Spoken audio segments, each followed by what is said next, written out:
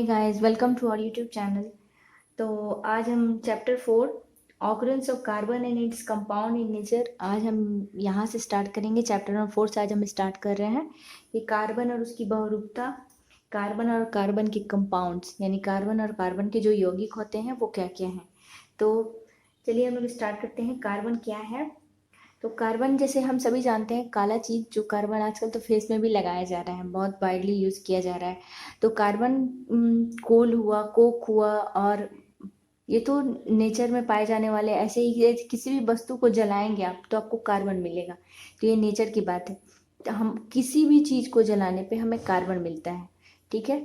तो कार्बन और उसकी बहुरूपता हम देखेंगे ध्यान से यहाँ पर कि क्या है कार्बन और उसको कार्बन के कंपाउंड्स कैसे कैसे होते हैं। तो first of all, carbon and its compound are widely distributed in nature, both free state और कंबाइंड स्टेट, दोनों स्टेट में नेचर में पाया जाता है कार्बन। तो फ्री स्टेट में कार्बन जैसे होता है डायमंड और ग्रेफाइट। पहले ग्रेफाइट ग्रेफाइट जो होता है ना, पेंसिल वगैरह में, पेंसिल में जो इस्तेमाल किया जाता है, ग्रेफाइट और डायमंड, ये फ्री स्टेट में होते हैं। कोल और गैस कार्बन ये सब एंड कॉम्बाइंड स्टेट में होते हैं, जैसे कि लाइम स्टोन CaCO3, मार्बल होते हैं, डोलोमाइट होते हैं, कैलामाइन होते हैं। इस तरह से इस कॉम्बाइंड स्टेट में होते हैं। यदि आपसे कोई पूछे कि फ्री स्टेट में कौन कौन सा कार्बन होता है फ्री स्टेट में, तो आप लिख सकते हैं फ्री स्टेट डायमंड,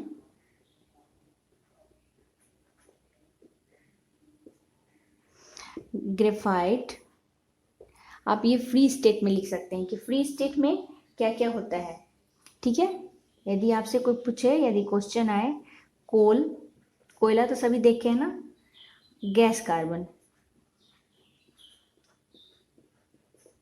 ये सब फ्री स्टेट में होते हैं। और कॉम्बाइंड स्टेट में होता है कॉम्बाइंड स्टेट, तो आपका CaCO3, यानी कि इसको हम लोग मार्बल भी कहते हैं, लाइम स्टोन भी कहते हैं, चूना, लाइम स्टोन, मार्बल। ठीक है। ये सब क्या है? ये सब कॉम्बाइंड स्टेट में हुआ। और गैसियस स्टेट में, यदि आपसे पूछे कि गैसियस स्टेट में क्या क्या होता है, तो आप लिख सकते हैं इसको गैसियस स्टेट। आप इसको लिख सकते हैं carbon dioxide, LPG, CO2, LPG, CNG, ये सब, और नेचुरल गैस, ये सब गैसियस स्टेट में होते हैं। ठीक है। तो कार्बन क्या है? कार्बन सभी, और हमारे भीतर भी कार्बन है। जितने लिविंग ऑर्गेनिजम्स हैं उनके कार्बोहाइड्रेट्स में ही कार्बन पाया जाता है। यदि लिविंग ऑर्गेनिज्म में पूछा जाए आपसे, तो आप कहेंगे क्या कि carbohydrates, fats, protein, cellulose, vitamin और hormones, enzymes, DNA, even RNA, सब में कार्बन पाया जाता है। इसके अलावा भी कार्बन का बहुत ज़्यादा रोल होता है, बहुत इंपॉर्टेंट रोल है। कॉटन में, cotton, silk, nylon, rayon, jute वगैरह में ये सब प्रोवाइड कराते हैं कार्बन।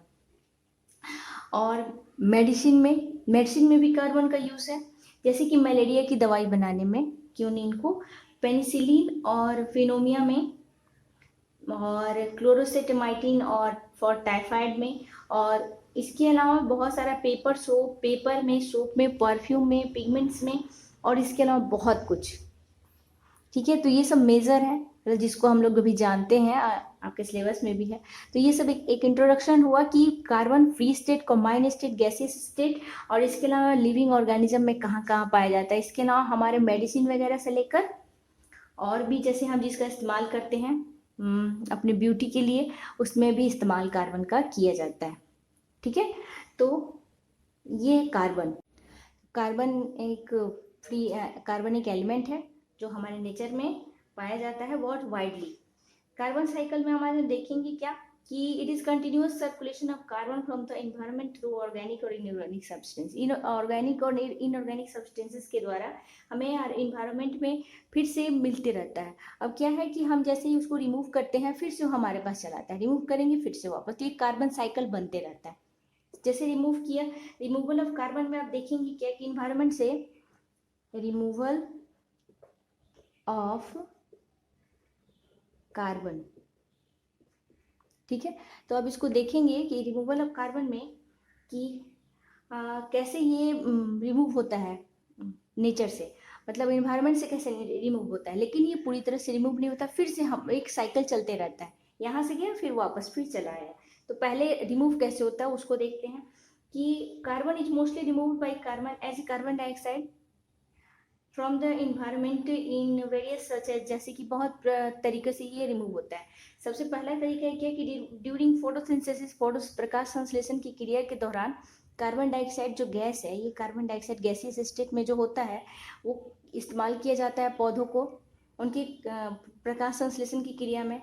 और उसके बाद क्या होता है, ग्रीन प्लांट्स लेते हैं और उसको सिंथेसिस करते हैं, उसको संश्लेषित करते हैं फोटोसिंथेसिस में। इस प्रोसेस को हम लोग कार्बन एसिमिलेशन के नाम से भी जाना जाता है। ये अपने प्रीवियस क्लासेस में पढ़ा है। कुछ एलिमेंट कुछ इक्वेटिक होते हैं जो, तो कुछ ऐसे एक्वेटिक होते हैं, जलीय जीव जंतु होते हैं, वो क्या करते हैं कि जल में घुली हुई कार्बन डाइऑक्साइड को, कार्बन को वो लोग क्या करते हैं कि अपना सेल बना लेते हैं, अपना सेल में कन्वर्ट कर लेते हैं और बन जाते हैं। जैसे स्नेल हुआ, कोरल्स हुआ, ये सब क्या करते हैं कि एब्जॉर्ब कर लेते हैं कार्बन डाइऑक्साइड जो वाटर में घुली हुई होती है और उससे अपना ये स्ट्रक्चर बना लेते हैं, एक सेल बनाते हैं, जो ऊपर का जो इनका जो आवरण होता है ना वो सेल बना लेते हैं। उसके बाद है क्या कि लाइमस्टोन है, लाइमस्टोन है, मार्बल्स हुआ, डोलोमाइट हुआ, ये सब क्या है, ये सब ओर्स हैं, मतलब कार्बन के ही ओर्स हैं। तो ये सब क्या करते हैं, which carbon store in carbonate, इनके क्या होते हैं कि कार्बोनेट में कन्वर्ट हो जाते हैं, ये सब कार्बोनेट में कन्वर्ट हो जाते हैं। तो ये सब कार्बन का रिमूवल हो रहा है। उसके बाद बहुत सारे ऐसे हैं, एटमोस्फेरिक में कार्बन डाइऑक्साइड जो होता है वो डिजॉल्व हो जाता है रेन वाटर में और वो चला जाता है सी वाटर में। तो इस तरह से ये रिमूवल हुआ। अब फिर से कार्बन आया कैसे, कार्बन इसलिए आया कि कार्बन कम्स टू एनवायरनमेंट। कैसे आया, हम लोग जो सांस लेते हैं, सांस छोड़ने के दौरान हम क्या करते हैं, कार्बन डाइऑक्साइड को छोड़ते हैं और ऑक्सीजन गैस लेते हैं, फिर से कार्बन आया, ठीक है, कार्बन डाइऑक्साइड के रूप में आया। Decay of plants and element जितने, sorry, decay of plants and animals, जितने भी जीव जंतु हैं, पेड़ पौधे हैं, वो सब यदि खत्म होते हैं, जलते हैं, तो फिर कार्बन आ गया, ठीक है। Burning of coal and carbonate substances, coal को जलाएंगे, बर्निंग करेंगे तो क्या मिलेगा हमें, फिर से कार्बोनेट्स वगैरह मिलेगा। तो ये सब फिर से हमें मिलता है। जैसे हाँ वोल्केनिक एरप्शन हुआ, उसमें जब वोल्केनोस के रूप में बहुत सारे जो आते हैं ना, ज्वालामुखी फटता है तो कार्बन के रूप में वापस आता है हमारे पास। उसके बाद fermentation of plants and plant products और प्लांट्स के फर्मेंटेशन में भी फिर से वापस आता है। फॉरेस्ट, यदि मान लीजिए बहुत बड़े बड़े जंगल में, अभी हाल फिलहाल में सुना होगा आपने, बहुत जंगल में आग लगी थी बहुत जगह पर ऐसे विदेशों में, तो वहां पर वो फिर से इतना सारा कोयला जला, मीन्स वो लकड़ी जला तो कार्बन में कन्वर्ट हुआ। Heating of cells of marine organisms, और मैरीन ऑर्गेनिजम्स के सेल को जलाएंगे जो बने थे सेल कार्बन से, और फिर से यदि सेल जलाएंगे तो फिर से हमें मिल जाएगा कार्बन। यानी कि ये सिलसिला चलते रहता है, ये सिलसिला खत्म नहीं होता है।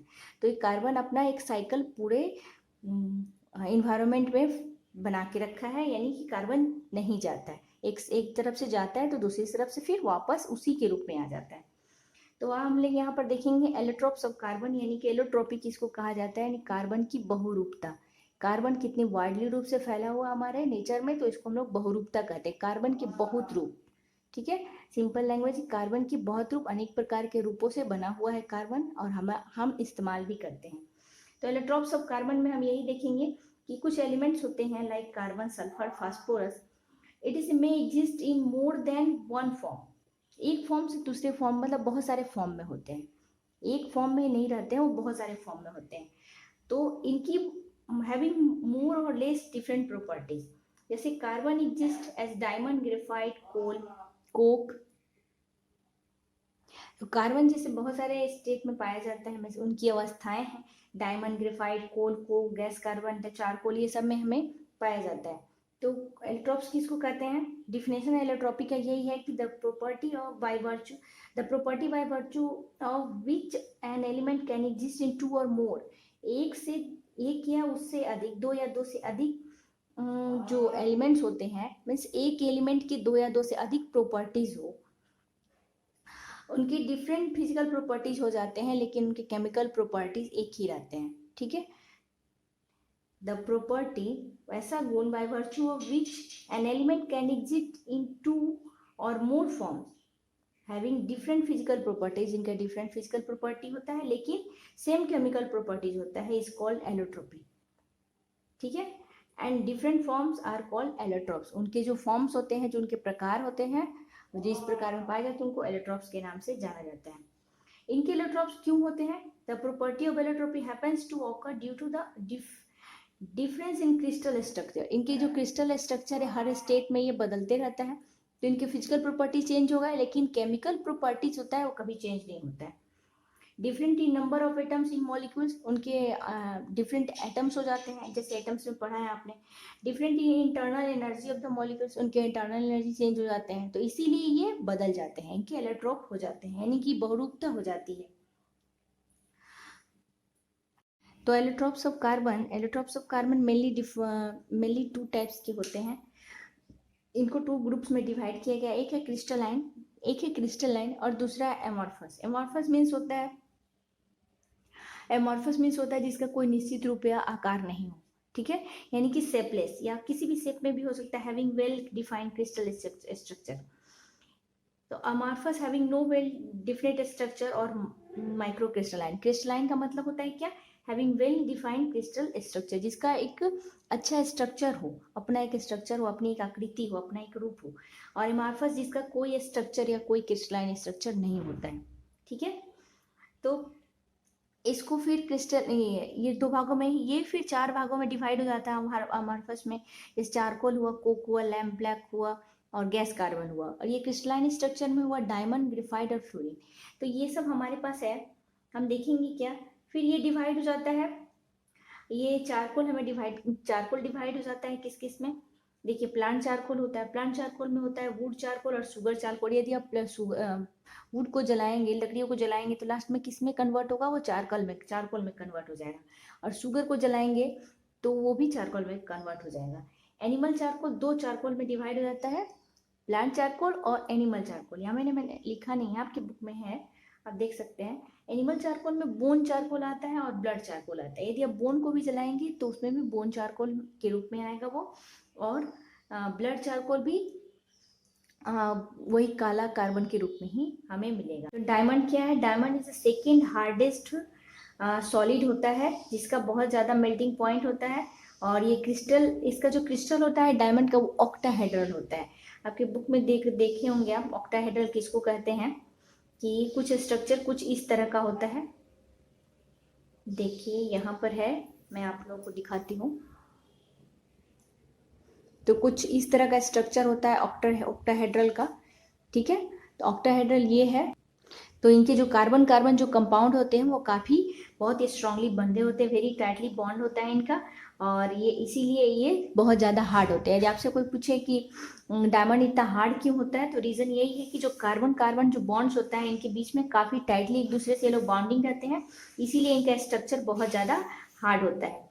कार्बन जनरली पाया जाता है कलरलेस, ट्रांसपेरेंट, और ये जनरली कलरलेस और ट्रांसपेरेंट होता है।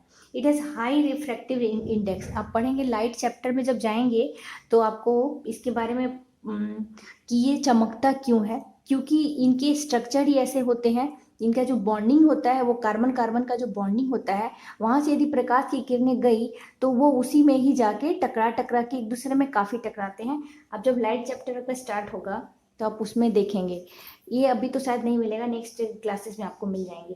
Due to which it produce maximum total internal reflection of light. ये maximum total reflection of light की जो इस पर जो प्रकाश की किरणें जो पड़ती हैं, तो ये टोटल रिफ्लेक्शन जो होता है, ये आगे चल के आप लोग पढ़ेंगे इसके बारे में। तो इसी वजह से इतना ज़्यादा ये चमकता है। सिंपल लैंग्वेज यही है कि जब उसमें कोई प्रकाश की किरणें गई तो वो भीतर में ही जाके, एक दूसरे में ही जाके अपना इंटरनल रिफ्लेक्शन करते हैं, ठीक है। बाहर की तरफ बाद में आएंगे, पहले इंटरनल रिफ्लेक्शन करते हैं, जिसकी वजह से ये इतना चमकदार ब्राइट दिखाई देता है, ठीक है। उसके बाद है क्या, white is so look bright, इसी वजह से ये दिखाई देता है। When properly cut and polish is require amazing lustre. जब इसको हम लोग अच्छे से काटते हैं, इसकी कटिंग पर बहुत ज़्यादा डिपेंड करता है, और पॉलिश किया जाता है, इसीलिए ये और ज़्यादा ब्राइट दिखाई देता है। One of the world famous James inch Kohinoor जो 1.6 कैरेट का होता है, ठीक है। ये डायमंड है। डायमंड का यूज क्या क्या होता है? Diamond is used as a precious gem, अपने गुणों के कारण, अपने चमकदार गुणों के कारण ये जेम के रूप में इस्तेमाल किया जाता है। ब्लैक और डार्क वैरायटी ऑफ कार्बन, जिसको कार्बेंडो भी कहते हैं, इज कॉम्परेटिवली हार्डर और टफ होता है। जो ब्लैक कार्बन जो होता है, ब्लैक डायमंड जो होता है, वो काफ़ी ज़्यादा हार्डर और टफ होता है और has no value as a GeM. इसको जेम के रूप में यानी कि गहनों के रूप में इस्तेमाल नहीं किया जाता है। It is use for cutting, drilling और पॉलिशिंग ग्लास। आपको ये याद होगा या जानते भी होंगे कि ग्लास को कटिंग में कार्बन डायमंड का इस्तेमाल किया जाता है। तो एक तो ब्लैक डायमंड का इस्तेमाल किया जाता है ग्लास कटिंग वगैरह में, रॉक्स में, मेटल्स में, ये सब कटिंग में किया जाता है। Natural diamond is transparent to x rays. ये एक्सरेज जब इससे होकर गुजरता है तो ये ट्रांसपेरेंट हो जाता है natural diamond. Where as diamond like lustres imitations are opaque. Opaque एक प्रोड्यूस करता है। ओपक मीन्स क्या? आर पार क्लियर ना हो। इसी प्रॉपर्टी के कारण diamond, natural diamond can be identify from glass. Glass से इसको कैसे हम लोग इसको अलग करेंगे? वो इसलिए करेंगे कि जब प्रकाश की किरणें एक्सरे इस पे डाला जाता है तो ये ट्रांसपेरेंट हो जाता है, जबकि जो ग्लास होता है उसका एक लिमिटेशन होता है एक्सरेज के लिए। जब एक्सरेज की किरणें पड़ती हैं तो उसका एक लिमिटेशन हो जाता है। तो ये दोनों को आइडेंटिफाई हम लोग कर सकते हैं। नेचुरल डायमंड चूंकि ग्लास की तरह ही देखने में होता है। नेक्स्ट है हमारे पास क्या? ग्रेफाइट। क्रिस्टलाइन स्ट्रक्चर में हमारे पास है ग्रेफाइट। ग्रेफाइट क्या है? Like diamond, graphite is also a pure form of carbon. Carbon का एक प्योर फॉर्म है, ठीक है। तो it is a dark grey soft solid. ये डार्क ग्रे भी होता है, सॉफ्ट भी होता है, पेंसिल वगैरह में इस्तेमाल किया जाता है, और ग्रीसी भी होता है। To touch having metallic lustre, इसका एक मेटालिक लस्टर भी होता है। तो जैसे कि पेपर मार्क्स वगैरह में, वाइट पेपर में ब्लैक लेड का इस्तेमाल किया जाता है, और ये डायमंड से हल्का भी होता है। ग्रेफाइट का अपना एक कार्बन है, ग्रेफाइट का अपना एक ग्रेफाइट क्रिस्टल है। ईच कार्बन एटम से लिंक्ड टू 3 एडजेस्टेंट कार्बन एटम। देखिए आपकी बुक में है, ये एक 3 एडजेस्टेंट कार्बन के रूप में ये लोग एक दूसरे के साथ बॉन्डिंग में रहते हैं। इनका बॉन्डिंग जो होता है वो पैरेलल होता है, ठीक है, और डिफरेंट लेयर्स में होते हैं।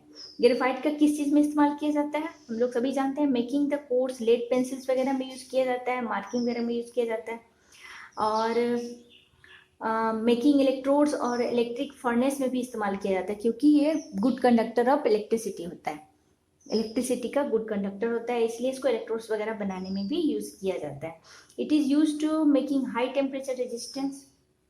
हाई टेम्परेचर रेजिस्टेंस में भी इस्तेमाल किया जाता है।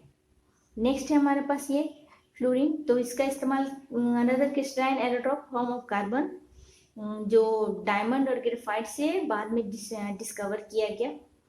तो about 60-70 even greater number of carbon atoms join together. ये बहुत ज़्यादा एक दूसरे से बॉन्डिंग रहते हैं, तो इसीलिए इसको फ्लोरीन्स के नाम से जाना गया था। Smallest fluorine C60 is most common. C60 देखिए यहाँ पर आपके बुक में भी स्ट्रक्चर होगा, कुछ इस तरह का है स्ट्रक्चर फ्लोरीन का, कुछ इस तरह का स्ट्रक्चर है। ये देखने में फुटबॉल के जैसा ही लगता है, बक्की बॉल की तरह ही, ठीक है। तो इसका इस्तेमाल किस लिए किया जाता है? Application, it is believe that may be application in electronics और मेडिसिन में इसका इस्तेमाल किया जाता है, ठीक है। तो इस तरह से हम लोग अमार्फस ऑफ एलोट्रोप्स ऑफ कार्बन देख लिए। नेक्स्ट हम लोग आएंगे, इसमें भी है लैम्प ब्लैक, इसमें जैसे ये डिवाइड हो गया तो इसमें भी अब देख लेंगे। अब हम लोग नेक्स्ट वीडियो में पढ़ेंगे कैलोरीफिक वैल्यू ऑफ फ्यूल, जो 4.5 है। तब तक आप इतना कुछ देखिए, और इसमें कुछ ना समझ में आए तो आप मुझे कमेंट सेक्शन में पूछ सकते हैं। अमार्फस वगैरह में भी हम लोग नेक्स्ट वीडियो में मिलते हैं, और उसके साथ जितने भी टॉपिक है उसको कवर करने की कोशिश करेंगे। बहुत सारा टॉपिक है, धीरे धीरे हम लोग सब इसको कवर करेंगे, ठीक है। तब तक आप ध्यान से पढ़ाई करिए, ठीक से रहिए, और कुछ भी प्रॉब्लम होने से पूछिए। Keep watching, thank you, bye bye.